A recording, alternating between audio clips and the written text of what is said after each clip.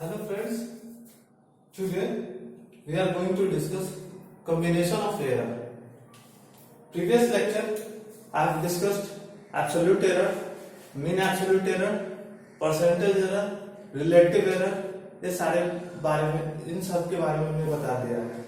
Everything I discussed in the previous lecture. Today we discuss combination of error.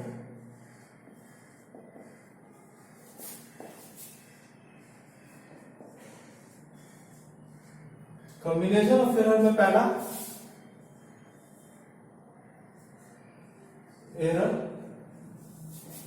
Of some और difference. देखिए क्या होता है, हम क्या करते हैं, दो फिजिकल क्वांटिटी लेते हैं. पहले हम सम की बात करते हैं, ठीक है. We take two physical quantity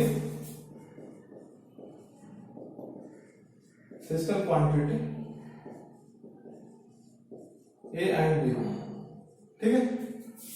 इनकी मेजर्ड वैल्यू है, measured value A plus minus delta A and B plus minus delta B, where delta and delta B is delta A and delta B is the absolute error. Absolute error. ठीक है. Absolute error is always positive. You know ना? Absolute error is always positive. Because absolute error में हम लोग generally mod लगाते हैं. तो अब क्या करते हैं, हम सम की बात करते हैं. तो इनका अगर दो फिजिकल क्वांटिटी को एक सम है जो final result Z A plus B से रिप्रेजेंट कर रहा है, ठीक है.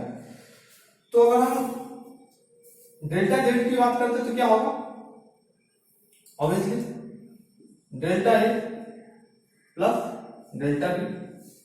अगर प्लस माइनस डेल्टा जेड कर देते हैं तो plus minus delta A plus minus delta B.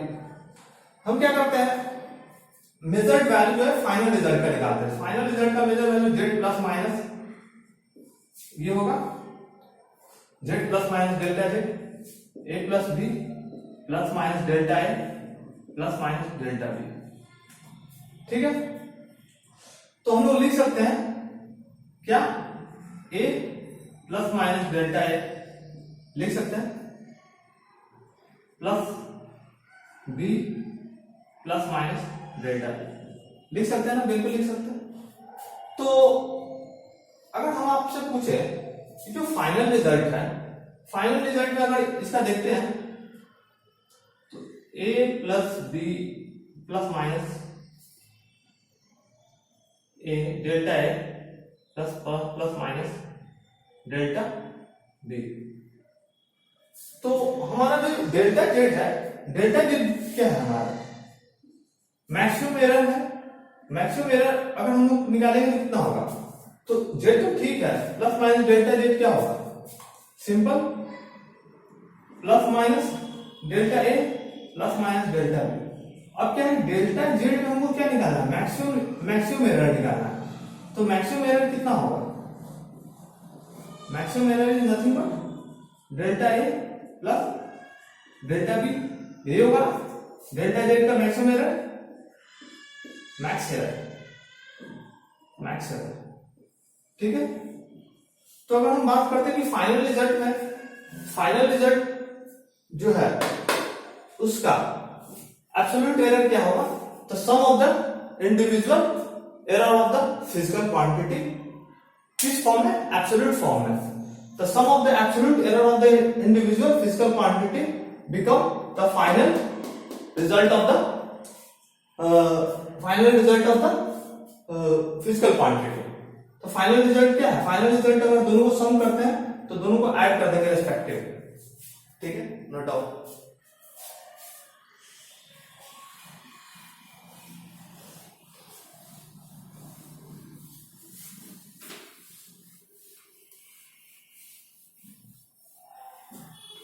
ये तो सेम चीज है. अगर माइनस की बात करते हैं तो देख लीजिए माइनस में क्या होगा, z equal to a minus B, ठीक है. तो इसमें अगर हम z plus minus delta z करते हैं तो a plus minus delta a minus of b plus minus delta b, ठीक है। ठीक है, तो यहां से अगर जब कीजिएगा सॉल्व, तो after solving again we get the value a minus b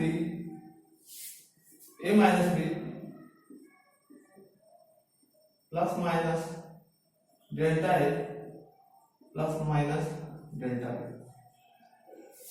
ठीक है। तो अगेन क्या होगा, डेल्टा z इक्वल टू क्या होगा, plus minus delta a plus minus delta b। फिर से अगर हम डेल्टा z की मैक्सिमम वैल्यू बात करेंगे तो क्या होगा, maximum error, possible maximum error कितना होगा, फाइनल रिजल्ट का sum of the individual absolute error, that is, मतलब कहने का मतलब क्या होगा कि आप आइदर प्लस में बात करें, सम की बात करें या डिफरेंस की बात करें, always absolute error final result का होगा वो सम होगा, ठीक है। आइदर डिफरेंस की बात करें या एडिशन की बात करें, दोनों केस में absolute error always sum of the individual absolute error होगा। इट इज क्लियर, ठीक है। अब क्या करते हैं, सेम चीज है जो एक बार बताया, ए बी फिजिकल क्वांटिटी। अभी हम क्या करते हैं, एरर ऑफ प्रोडक्ट और कोशेंट की बात करते हैं। क्या करते हैं, बी नंबर में क्या बात करते हैं, एरर ऑफ प्रोडक्ट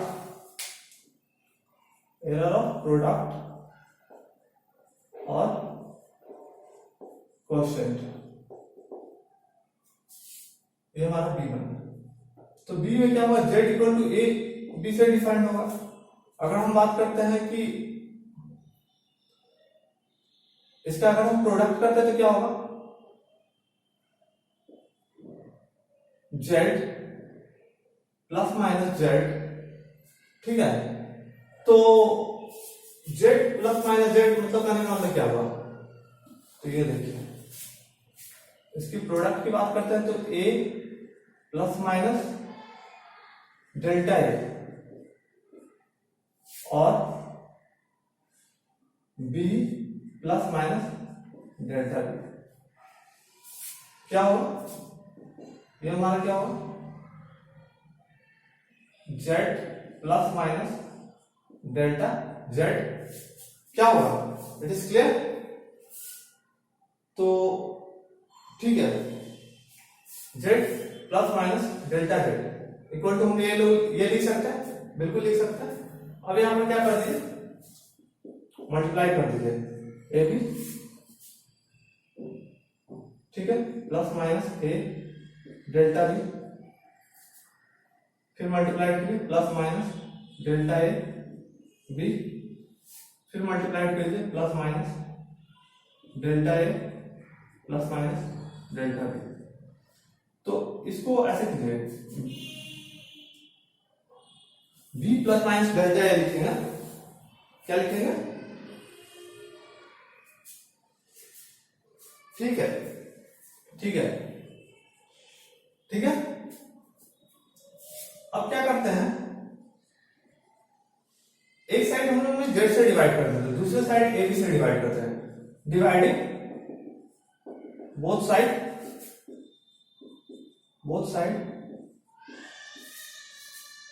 हम लोग बोथ साइड में, मतलब लेफ्ट साइड की बात करते हैं तो लेफ्ट साइड में हम लोग किससे डिवाइड कर देते हैं, लेफ्ट साइड को डिवाइड करते हैं, left side divided by z and right side A B, ठीक है, क्लियर है, तो कोई दिक्कत नहीं, z का वैल्यू ए बी है तो हम डिवाइड करेंगे z plus minus delta z divided by z equal to A B divided by A B plus minus A delta B divided by A B.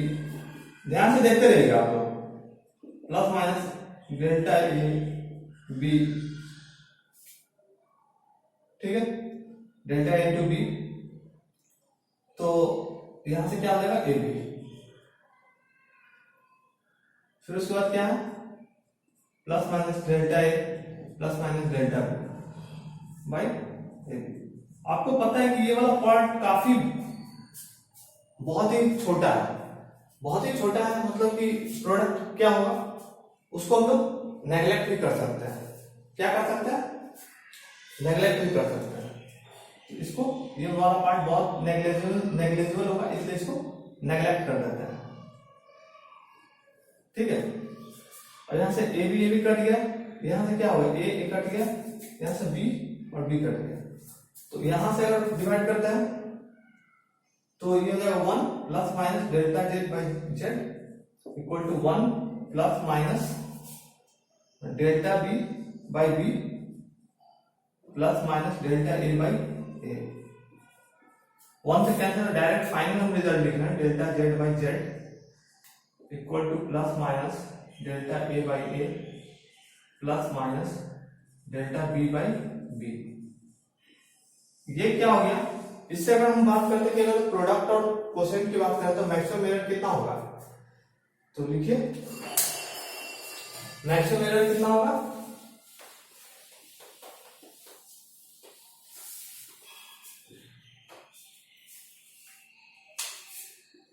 Maximum error कितना होगा? Maximum error delta Z by Z is nothing but sum of the relative error of the individual physical quantity. It is clear?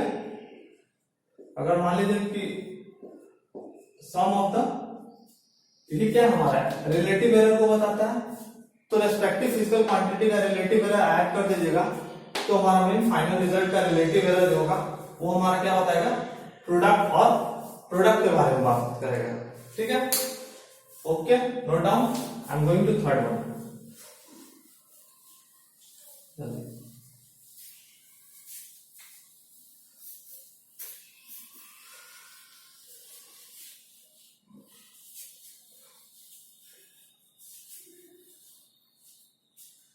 Third क्या है? Third है error in case of measure quantity raised to a power. Error in case of measure quantity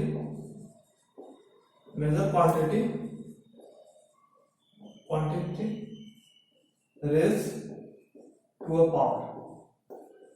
मान लीजिए कोई quantity को major करना है, उस पर कोई पावर है, तो मतलब एक्सपोनेंट की बात कर रहे हैं, तो एक्सपोनेंट की बात कर रहे हैं तो मतलब मान लीजिए Z equal to A square कोई है, ए हमारा फिजिकल क्वांटिटी है, जेड हमारा फाइनल रिजल्ट है, तो Z equal to A square है। ठीक है,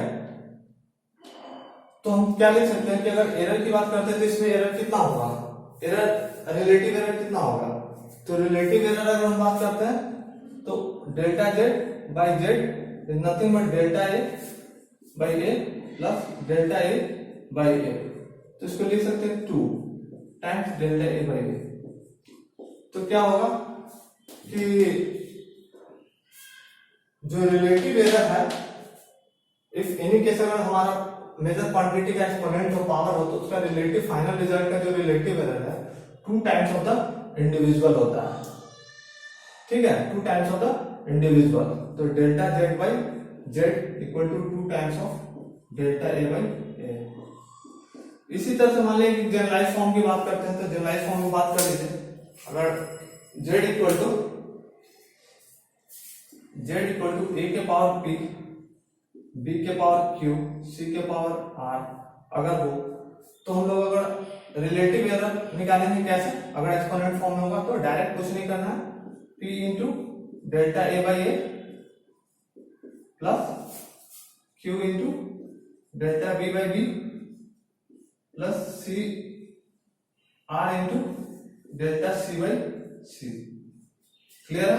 मतलब कि इंडिविजुअल जो रिलेटिव एरर उसके रेस्पेक्टिव एक्सपोनेंट से मल्टीप्लाई करके ऐड कर देंगे तो हमारा फाइनल रिलेटिव एरर आ जाएगा।